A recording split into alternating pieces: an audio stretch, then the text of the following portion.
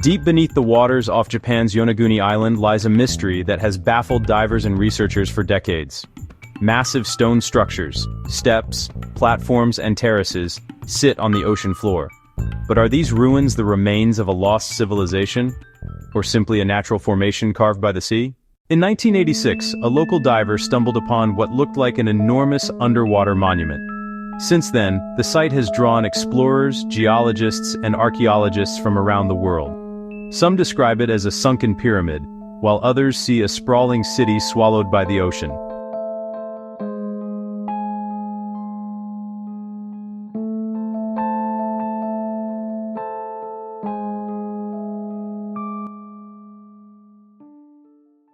Our planet's oceans guard countless secrets, but few are as tangible or as fiercely debated as the one lying just off the coast of Japan's southernmost island.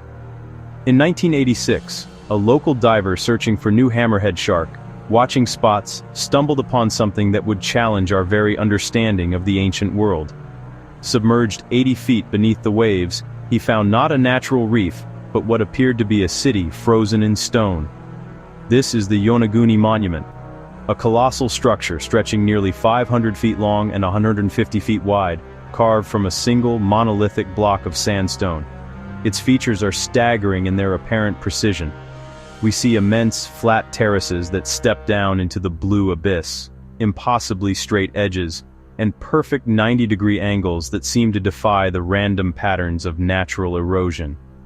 Grand stairways, eerily symmetrical, appear to ascend towards a long-lost sky, their purpose lost to the depths. Geologists are quick to offer a natural explanation. They argue that this is simply a product of the region's powerful tectonic activity and strong currents, which can fracture sandstone along its bedding planes, creating formations that coincidentally mimic artificial structures. They point to similar formations around the world as proof that nature can be a surprisingly geometric architect. But the closer divers look, the more the natural theory seems to crumble. Proponents of the man-made hypothesis, like Professor Masaki Kimura of the University of the Ryukyus, point to details that nature struggles to explain. Some divers claim they've even seen carvings, symbols etched into the stone that suggest human craftsmanship. There are circular holes that appear to be post holes for ancient wooden structures, and distinct markings that resemble tool work. One formation is uncannily shaped like a giant turtle, another like a human face in profile. This leads to the most profound question of all. If this is man-made, who built it? And when?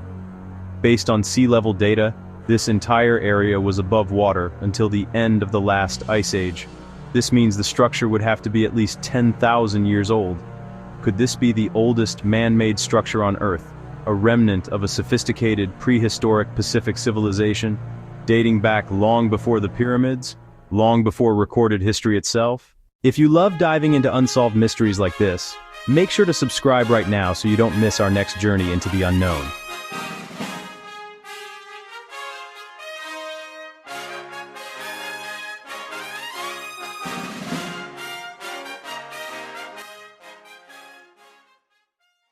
The discovery of the Yonaguni Monument didn't just reveal a submerged geological wonder.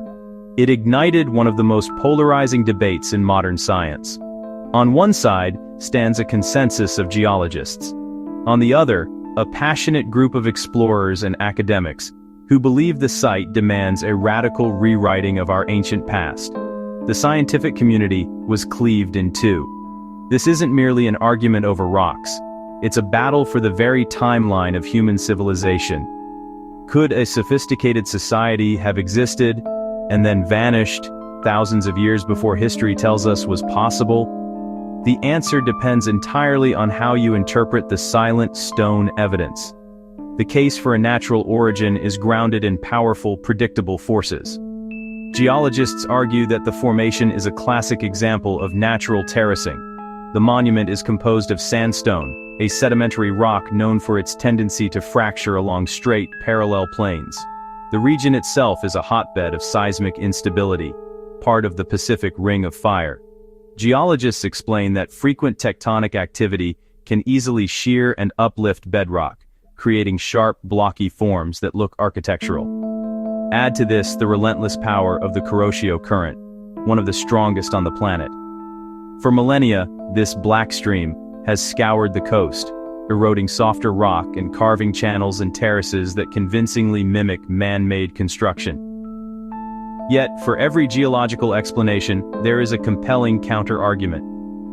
Proponents of a man-made origin insist the precision and complexity defy a natural explanation. They point to the main terrace, a massive platform with what appear to be enormous symmetrical steps. They highlight features nicknamed the turtle and the triangle pool, with its distinct 90-degree angles. The argument is one of cumulative evidence. While one straight line might be an accident, can hundreds of them, intersecting at perfect right angles, be dismissed so easily? Some divers claim to have identified drainage channels, post holes, and even what look like carved roadways. They argue the site is too organized, too geometric, too intentional. It doesn't look like fractured rock. It looks like a planned layout. If they are right, the implications are staggering. Geologically, the monument would have been above sea level during the last ice age. This means any construction must have occurred over 10,000 years ago, predating the Great Pyramids and Stonehenge by millennia.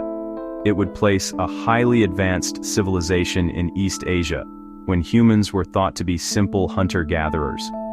This narrative resonates with local Okinawan myths of Nirai Kanai, a mythical undersea kingdom of the gods.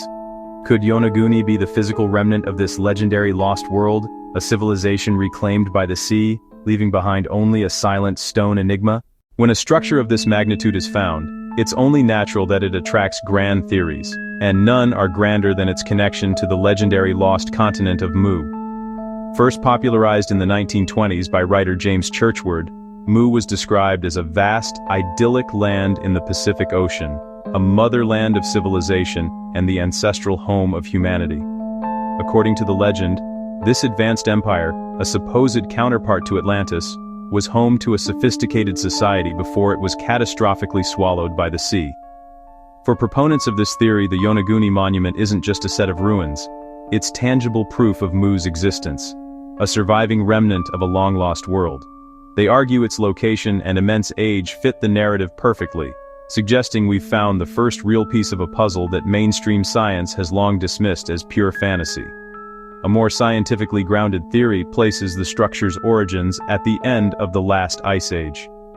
Around 12,000 years ago, vast quantities of Earth's water were locked up in massive continental ice sheets, causing global sea levels to be over 100 meters lower than they are today.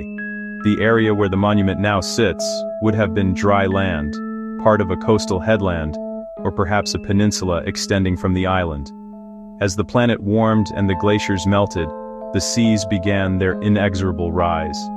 This theory posits that a coastal city, or a large ceremonial center, was gradually, or perhaps even catastrophically, drowned by the encroaching waters, leaving it perfectly preserved and hidden from human eyes for 10 millennia, a silent witness to the dramatic climate shifts of our planet's past. However, the majority of geologists and marine scientists offer a far simpler, if less romantic, explanation, that the monument is an entirely natural formation. They argue that sandstone, the rock type that comprises the structure, is known for breaking along straight, parallel planes due to tectonic stress and erosion. They point to similar formations above water in the region, showcasing how natural forces can create features that appear deceptively artificial: sharp angles, flat surfaces, and step-like terraces. In this view, the walls are simply vertical rock faces that have sheared off. The roads are channels carved by currents, and the steps are the result of layered erosion. To them, the human mind is simply imposing order and intent on a magnificent, but ultimately coincidental, quirk of nature.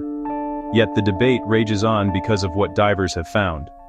Proponents of the man-made theory ask, can nature really carve with such precision? They point to the uncanny symmetry, the numerous 90-degree angles, and features like the grand staircase, which seems too perfectly terraced to be accidental. They highlight what appears to be a loop road encircling a portion of the structure, and even carvings that resemble faces and animals, like the enigmatic Turtle Rock.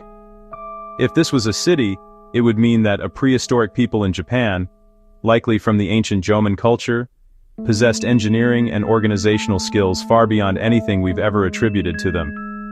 The established timeline of history says that hunter-gatherer societies of that era were not building massive stone cities. But if Yonaguni is artificial, it predates the pyramids of Giza and Stonehenge by thousands of years, forcing us to completely rewrite our understanding of early civilization. It suggests a chapter of human history has been missing, submerged beneath the waves. To this day, divers continue to explore Yonaguni, capturing breathtaking footage of its stone steps and walls. But without definitive proof, the mystery remains. Are we looking at the remnants of an unknown civilization, or the remarkable artistry of nature itself? One thing is certain, the Yonaguni ruins keep their secrets well hidden beneath the waves. What do you think? A natural wonder, or the ruins of a forgotten world?